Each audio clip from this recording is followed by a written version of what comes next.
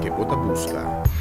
Nós a conversar com de astronauta de futebol, Sr. Patrick Kluivert. E ela conta-nos que o training com o time de Korsou está bajendo de bom caminho. Well, I think the team is doing fine. We are preparing for the game against Trinidad and also the two games of Cuba.